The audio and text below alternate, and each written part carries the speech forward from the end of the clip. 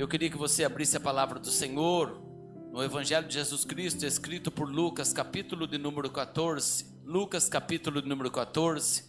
Vamos fazer a leitura a partir do versículo de número 15. Já de antemão quero agradecer a todos os irmãos que estiveram orando pela minha vida, pela minha família, nesses dias. É de conhecimento da maioria dos irmãos que essa semana nós tivemos uma perca na família, né? Tivemos sepultando meu pai, mas eu louvo a Deus pela vida dos irmãos, por cada mensagem, pela oração dos irmãos, e também, pois mesmo nós estando lá, os irmãos estiveram aí adorando, cultuando a Deus na quinta-feira. A obra de Deus ela tem que prosseguir.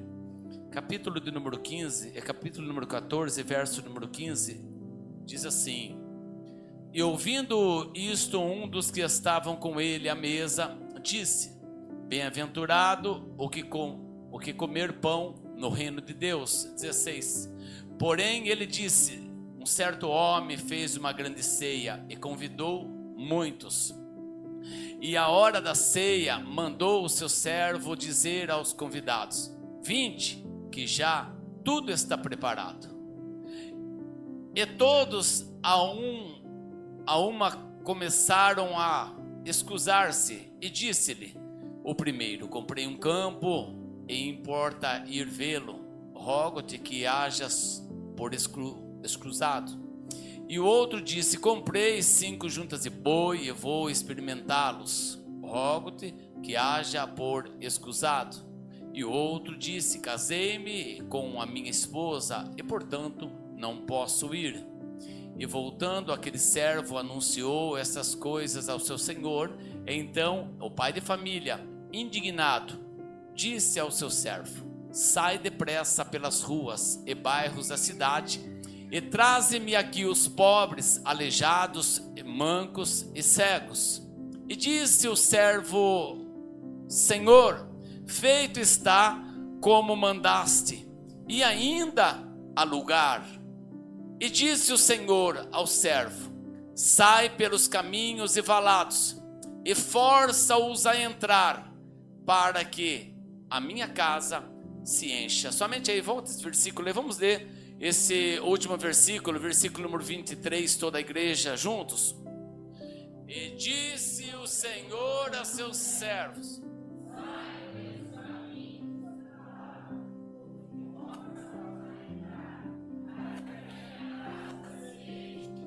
Feche teus olhos. Pai, por mais uma vez nós estamos essa noite diante da Tua Palavra. Senhor Deus, a Tua Palavra tem poder. Aquilo que o louvor não conseguiu fazer, aquilo que quem sabe nós com toda a nossa força que fizemos esse culto para darmos o melhor, aquilo que quem sabe até mesmo através das orações iniciais não conseguimos fazer, nós rogamos, pedimos que através do poder da Tua Palavra seja feita, porque a Tua Palavra tem poder. A Palavra do Senhor, Pai, é aquilo que confronta o pecado. A Tua Palavra é aquilo que fortalece aquele que está fraco. A Tua Palavra é o que alimenta. A Tua Palavra é o que nos direciona, é a luz para os nossos caminhos, é a lâmpada para os nossos pés. A Tua Palavra é a água para o sedento. A Tua Palavra, Senhor, nessa noite tem toda a autoridade. Nessa noite Teu Espírito de me usar. Sou eu apenas um canal, mas quem opera nesta noite é o Senhor. Aí está, Deus, a igreja do Senhor. A igreja não é minha, a igreja não é do pastor, a igreja é de Cristo, porque Jesus um dia, o Senhor disse para Pedro: se tu me amas, apacenta as minhas ovelhas. Jesus, o Senhor, disse para Pedro: Pedro, você vai apacentar, mas as ovelhas são minhas.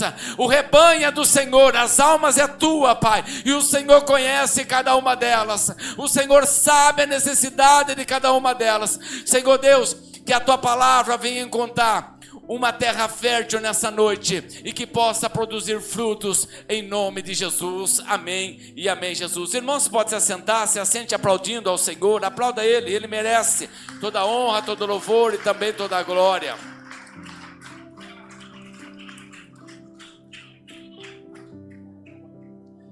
Queridos, por ser noite de Santa Ceia, eu não serei muito extenso na mensagem, mas eu quero ser bem fiel naquilo que Deus colocou em meu coração. O texto que nós acabamos de ler conta mais uma das parábolas que o Senhor Jesus contou. E Jesus usava uma linguagem simples, sempre de uma maneira que o teu público ouvisse e entendesse a tua mensagem. Nessa parábola que nós acabamos de ler, Jesus ele começa dizendo que ele estava em uma mesa, versículo 15, e ouvindo isso, um dos que estavam com ele à mesa, disse: bem-aventurado que comer pão no reino de Deus. Estavam sentados, e de repente Jesus toma a palavra, Jesus começa a falar, e ele usa aqui uma ilustração, uma parábola, e a parábola foi essa, que um homem ele faz uma ceia, e ele convida muitos convidados. Versículo 16 diz que ele sai e ele diz assim: preparado está a mesa, preparado está a ceia. E ele convidou a muitos, não foi poucos. E este homem, da parábola que Jesus contou, ele faz uma ceia e ele convida muitas pessoas. Irmãos, quando nós vamos convidar alguém para ir em casa, a primeira coisa que nós fazemos é a conta de saber quantas pessoas vão, para saber a comida que nós vamos ter que fazer. Para não passar vergonha. Quando alguém vai dar uma festa, ele faz ali a contagem dos convidados. Se a condição financeira dá para dar festa para 100 pessoas se alimentar, chama 100. Se dá só para 50, chama 50. Se dá para 10, chama 10. Para que nós não venha passar vergonha. Quem sabe a mesma vergonha que aquele casal passou ali no primeiro milagre que Jesus contou, quando acabou-se o vinho. Verdade é que houve um erro de conta naquele casamento, que é conhecido na Bíblia como bodas de Caná da Galileia. É um casamento onde Jesus ali contou que ali acabou-se o vinho. Houve ali alguma falha ali, alguma conta foi feita errada, porque senão tinha faltado. E nós, irmãos, principalmente nós, servos de Deus, quando nós vamos convidar alguém, nós já prepara bem já o banquete, porque nós sabemos que um amigo de trabalho dizia assim para mim, falava: Ari, a minha mãe, quando convidava os irmãos para ir na igreja, a mãe já fazia já as panelonas, porque os crentes não bebem, mas come, que é uma beleza. E eu dava risada com esse amigo de trabalho, com o Val, e ele dizia sempre isso aí, falava: come e come. Jesus ele diz aqui, olha, o homem convidou. O primeiro convite está no versículo de número 16. E certo homem disse: um certo homem fez uma grande ceia, convidou muitos. Verso 17 diz assim: e a hora da ceia mandou seu servo dizendo aos convidados: vinde, que já está tudo preparado. Esse não é o primeiro convite, porque com certeza esse homem aqui, antes de chamar, fez uma conta. Isso é fato, irmãos. Ninguém vai chamar pessoas se não saber quantas pessoas vai vir. E no versículo 17, quando diz para o teu servo: vai, pode chamar, diga que está tudo preparado aqui. Ele já tinha contado a quantidade de alimento para a quantidade de pessoas. E aí veio uma surpresa no texto. Por quê? Imagine você, toda a comida preparada, era só mandar chamar. E de repente o servo sai chamando: ó, já está tudo ok lá, é só ir para a casa do meu senhor, porque a mesa está tudo preparado, o banquete está tudo ok já. E quando ele vai chamar, começa então as surpresas. E a surpresa já começa no versículo número 18. O primeiro convidado, quando o servo chega até ele, diz: olha, vamos lá, a mesa está preparada. Ele recebe o servo e ele diz o seguinte, 18: e todos de uma começaram a escusar-se ou esquivar-se. Disse o primeiro: comprei um campo, importa-me vê-lo. Ele comprou uma fazenda, uma terra, e ele falou: eu não posso ir, porque eu comprei uma fazenda, comprei um campo, e eu tenho que ver esse campo meu. Irmãos, o primeiro já arruma uma desculpa para não estar indo. O segundo não é diferente. 19. E o outro disse: comprei 5 juntas de boi, eu vou experimentá-las. Fala para o Senhor lá que para mim também não vai dar para ir. Lembra que quando foi fazer a conta, com certeza essas pessoas confirmou a presença. Não é assim quando alguém vai fazer um casamento? E aí tem um link que fala: confirme a presença.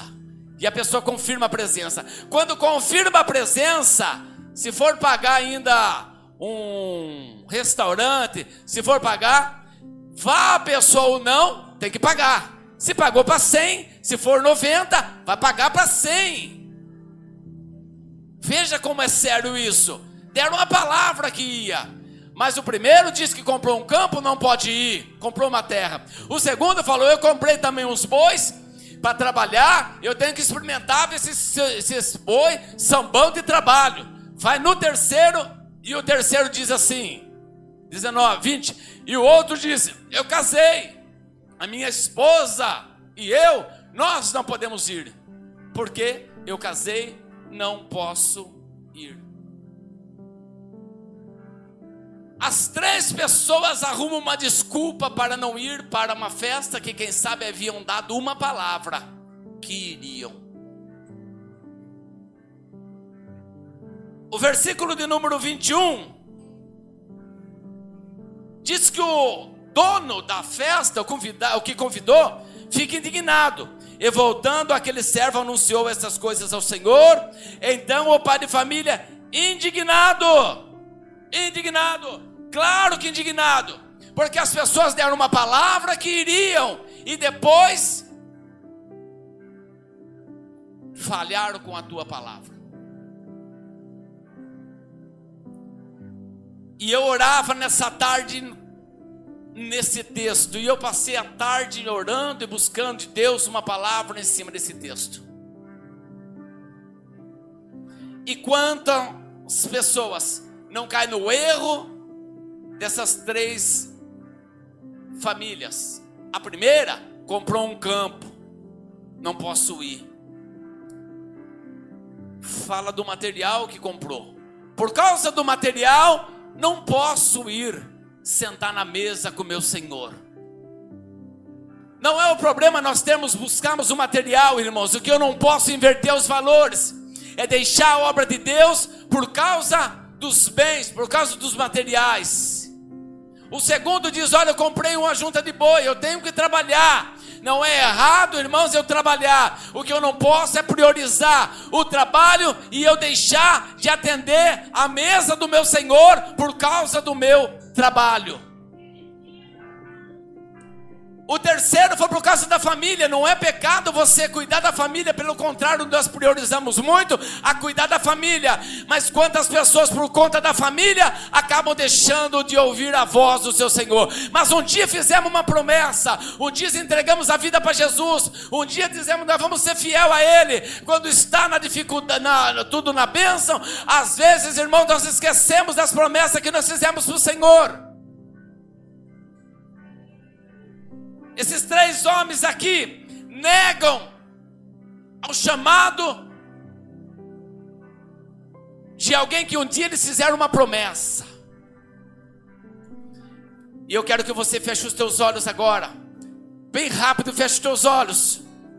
E eu não sei qual foi o dia, em qual foi a situação que o Senhor um dia te chamou e você disse: pode colocar o meu nome, que eu estou na brecha. Pode colocar o meu nome, que eu vou estar trabalhando na tua obra. Pode colocar o meu nome, que eu vou estar presente. Pode colocar o meu nome, que eu serei fiel. Com os teus olhos fechados nesse momento. Eu não sei de que forma foi que o Senhor te encontrou. Eu não sei se foi no momento de dor, de sofrimento, de luto. Eu não sei se foi no momento que você estava passando por uma enfermidade, por uma crise no casamento, e você, quem sabe, falou: pode ficar tranquilo, eu estarei lá. Conta comigo, Jesus, conta comigo. E agora vem muitas vezes a desculpas. Eu vou dizer esta noite: Deus já está cheio de desculpas e muitas vezes esfarrapada de pessoas que acham que está fazendo Deus de bobo e Deus está aceitando, mas como este homem aqui dessa parábola diz que ele ficou indignado, ele ficou irado, ele ficou bravo. Deus essa noite me dá autoridade para dizer: Deus está no limite com as desculpas. Não é hora mais de nós dar desculpa para fazermos a obra do Senhor. Não há mais tempo para nós perdermos. Ele fica indignado. Nem foi atrás, mas desses. Se fosse eu, ia falar: vamos lá de novo. Volta lá na casa do que vai experimentar o boi. Volta na casa do que comprou o terreno. Volta na casa do que casou. Volta. Sabe o que ele fez? Versículo 21 diz que ele ficou indignado. E ele diz assim para o servo dele: sai depressa. Vai pelas ruas, pelos bairros da cidade. Traz aqui os pobres. Pega aleijado. Pega manco. Pega cego. E traz.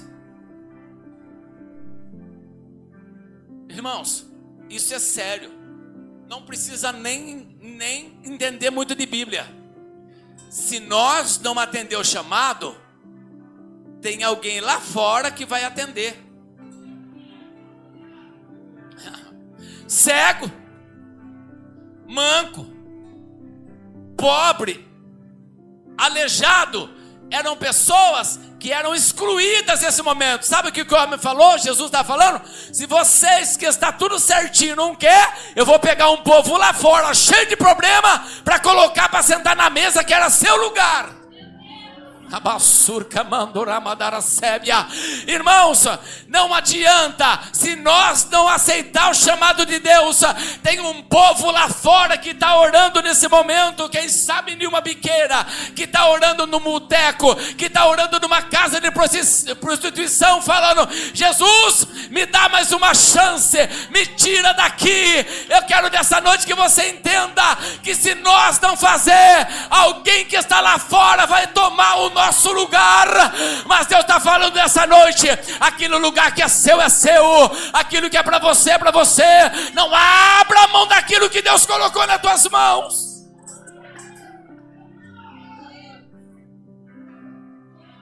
Sai chamando, cego, aleijado, pobre, tudo que foi excluído. E ele diz assim, versículo de número 22. E disse o servo: feito está como mandaste, ainda há lugar. Chamou o cego, chama os aleijado, chama os pobres. Veio, mas ainda tinha lugar. Pare e pensa um pouquinho, irmão. Se a festa não estava bem preparada. Chamou, saiu buscando. Imagine, irmão. Olha só o que o Senhor falou. Agora você vai buscar só quem tem problema, para trazer para dentro da minha casa. Só quem tem problema para dentro da minha casa. Para que você entenda aqui, o Senhor dessa parábola é Deus. E Ele chama, Ele convida um povo, e as pessoas rejeitam. Quem rejeitou? João capítulo de número 1, versículo número 11. Olha como que a Bíblia é maravilhosa. João capítulo 1, versículo número 11. Veio para o que era seus, mas os seus não. Aí encaixa as coisas. O povo judeu era o que estava sendo chamado, mas eles não quiseram, rejeitaram sentar na mesa com Cristo. Aí Cristo sai pregando e vai chamando.